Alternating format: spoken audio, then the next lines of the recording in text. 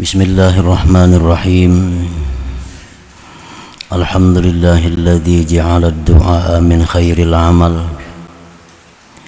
wa ahabba man da'ahu wa sa'al wa la yamallu hatta yamal. Ashhadu an la ilaha illallah wahdahu la syarika lahu minal asbabi wal ilal. Wa ashhadu anna sayyidana Muhammadan abduhu wa rasuluhul mubajjal. Allahumma salli wa sallim wa barik ala nabiyyil mursal sayyidina wa maulana Muhammadinil mab'uuthi bi khairil milal wa ala alihi wa sahbihi wa zurriyyatihi wa atba'ihi ila akhiril ajal. Amma ba'du.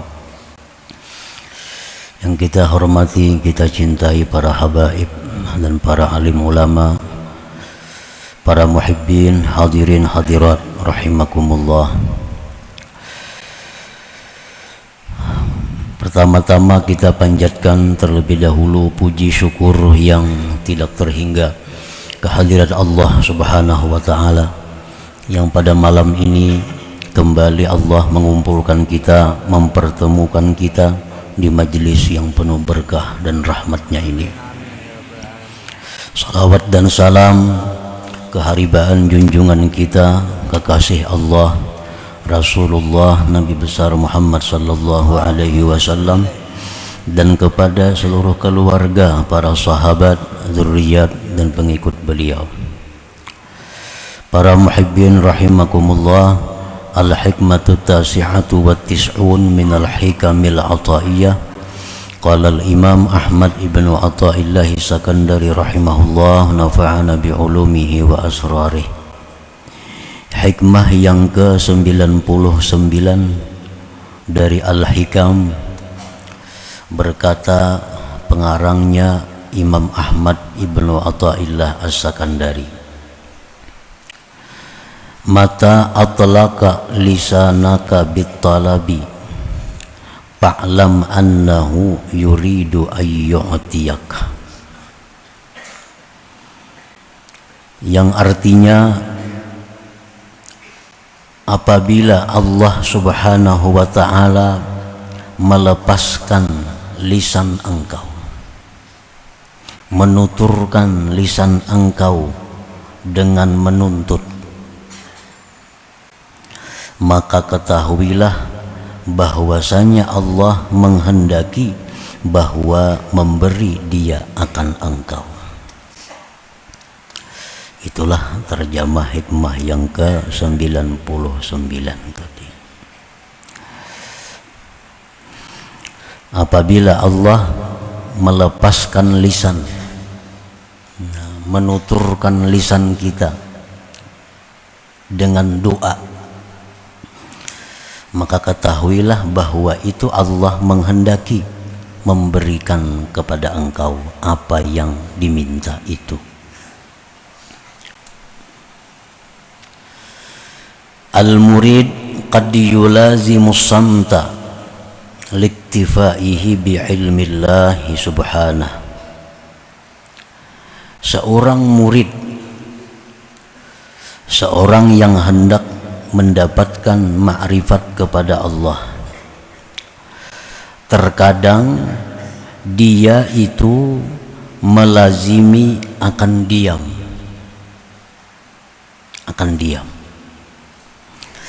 karena sudah merasa cukup dia dengan ilmu Allah Subhanahu wa ta'ala.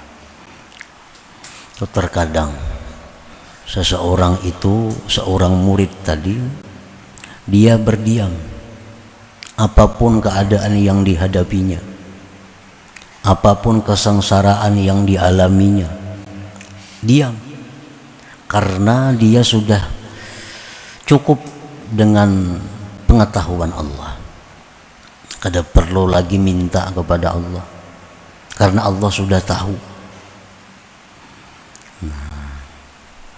Jadi kadang-kadang seorang murid itu dalam keadaan demikian, apapun yang menimpanya, dia hanya diam karena sudah merasa cukup, Allah sudah tahu dengannya. seperti yang dikatakan oleh Al-Habib Abdullah Al-Haddad, qad kafani ilmu rabbi min su'ali wa ikhtiyari. Qad kafani ilmu rabbi min su'ali wa ikhtiyari. Jalsidin, cukup akan daku oleh ilmu Tuhanku daripada permintaanku dan usahaku. Kada perlu lagi minta, Tuhan tahu aja sudah nangku perlukan ini apa. Kada perlu lagi berdoa, karena Tuhan tahu aja apa yang aku butuhkan. Nah, seorang murid itu kadang-kadang dia ada mengalami keadaan demikian, sehingga apapun yang menimpa dia hanya berdiam, kada minta apa-apa kepada Allah, karena dia yakin Allah tahu keadaannya.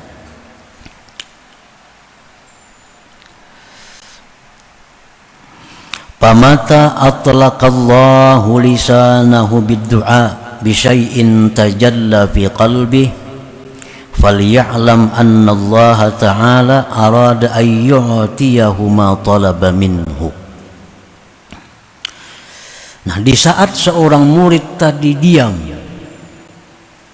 kada berdoa kepada Allah, padahal macam-macam masalah yang dihadapinya, di saat dia diam itu, kenapa dalam hatinya ada muncul keinginan untuk berdoa,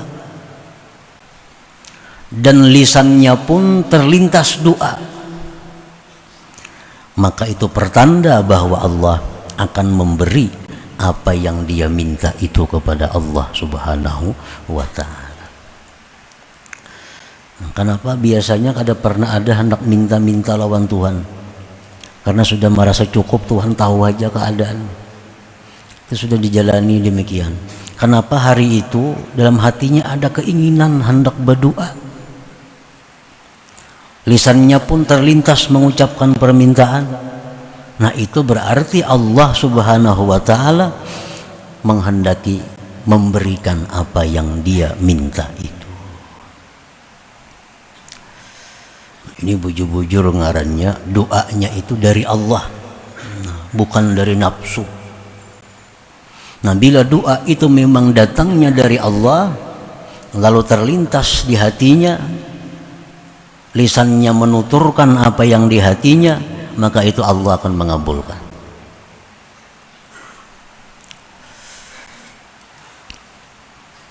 Qala an-nabiy sallallahu alaihi wasallam, man u'tiyad du'a lam yuhramil ijabah. Barang siapa yang diberikan doa, maka dia tidak dicegah, akan diperkenankan.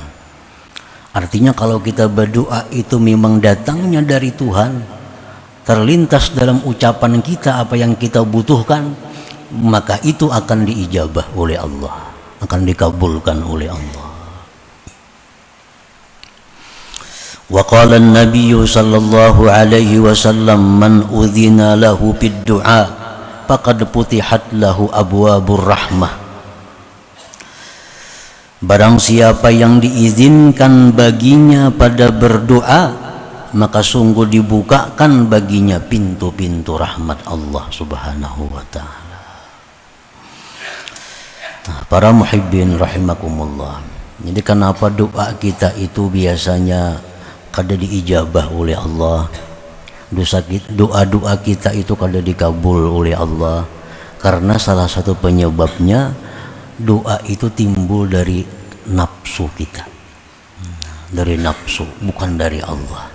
Andai kata doa itu memang datangnya dari lubuk hati yang paling dalam, dan itu dari Allah, lalu lisan kita mengucapkannya, maka Allah akan mengabulkan doa itu. Jadi orang-orang salihin, orang-orang arifin, sebelum mereka berdoa kepada Allah, mereka terlebih dahulu mengetahui dari mana datangnya geritik hati untuk doa ini.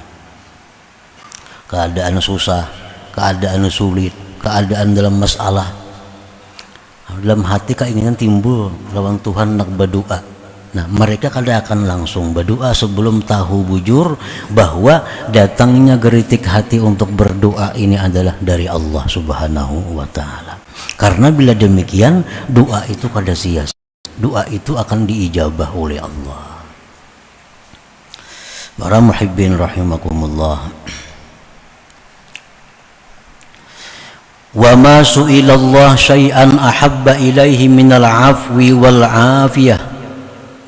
Rasulullah tadi menyatakan bahwa tidak diminta Allah sesuatu yang paling disukai Allah daripada kemaafan dan afiat.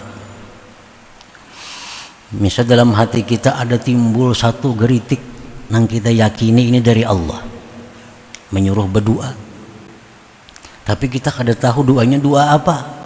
Nah, cuma di dalam hati ada timbul satu geritik hati yang kita yakini itu dari Allah. Lalu kita hendak berdoa, apa yang kita minta? Nah, Rasulullah menyatakan permintaan yang paling disukai Allah itu adalah al-afwa wal afiyah. Nah, kemaafan yang kita minta dan keafiatan. Para muhibbin rahimakumullah, afiat itu apa artinya? Semoga sihat wal afiat, ya biasa kan kita. Nah, para ulama menjelaskan afiat itu artinya as-salamatu minal makruh dunia wa ukhra. Itu arti afiat. Selamat dari hal-hal yang tidak kita inginkan dunia akhirat. Yang paling mantap sudah tuh. Ringkas. Afiyah. Artinya apa? Selamat dari perkara-perkara yang kita benci, baik di dunia atau akhirat. Nah, jadi kalau kita ada kesempatan sempit berdoa, ini mun panjang kali cukup waktu, atau kalau panjang kali cukup tempat. Ratan mengucap pikir aswad kah misalnya, berdoa panjang ditarik kurang. Nah, apa nang kita minta? Afiyah. Afiyah. Selamat dari hal-hal yang tidak diinginkan dunia akhirat. Nah, apalagi selamat dari hal-hal yang tidak diinginkan dunia dan akhirat.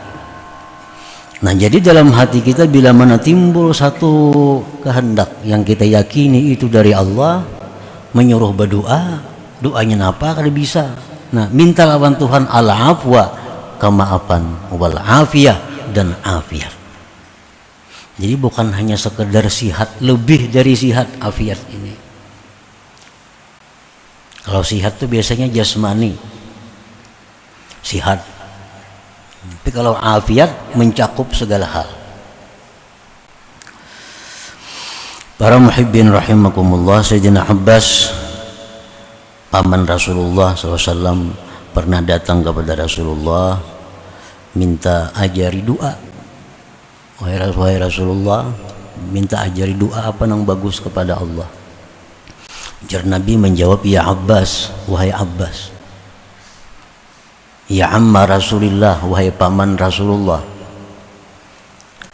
salul afiyah di dunia wal akhirah, minta afiat dunia akhirat. Satu kalimat yang sangat komplit, afiah. Misal dalam sujud kita berdoa, nah itu kan sempit waktunya. Atau di waktu-waktu mustajab di hari Jumat, kadang-kadang sempit waktunya. Nah, apa yang paling tepat kita minta? Afiah. Selamat dari hal-hal yang tidak diinginkan. Rasulullah SAW bersabda kepada seorang laki-laki, "Fa'iza u'tita al-'afiyah fid dunya wa u'titaha fil akhirah faqad aflahta." Ujar Nabi, wahai laki-laki, bila engkau diberi Allah afiat di dunia, afiat di akhirat, maka engkau orang yang beruntung sudah. Orang beruntung.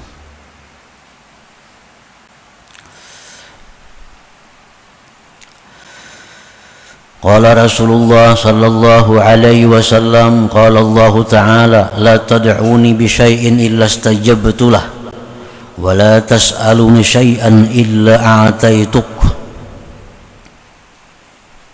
Ini orang yang berdoa, yang doanya itu dari Allah, bukan dari nafsu, bukan dari setan. orang-orang yang berdoa dengan sebuah doa yang memang itu geritik hatinya dari Allah. Allah berfirman, tidak engkau berdoa kepadaku dengan sesuatu melainkan aku ijabah akan kamu, dan tidak kamu minta kepadaku sesuatu melainkan aku berikan sesuatu itu. Imma an uajjila laka ma sa'alta, ada kalanya, ujar Tuhan, aku segerakan bagi engkau yang aku minta itu. Ya Allah, berilah hamba ini. Nah misalnya, itu doa datang dari hati yang dalam, tak ucap di mulut. Ya Allah, berikan hamba ini. Allah kabulkan, bisa segera, bisa langsung diberikan Allah.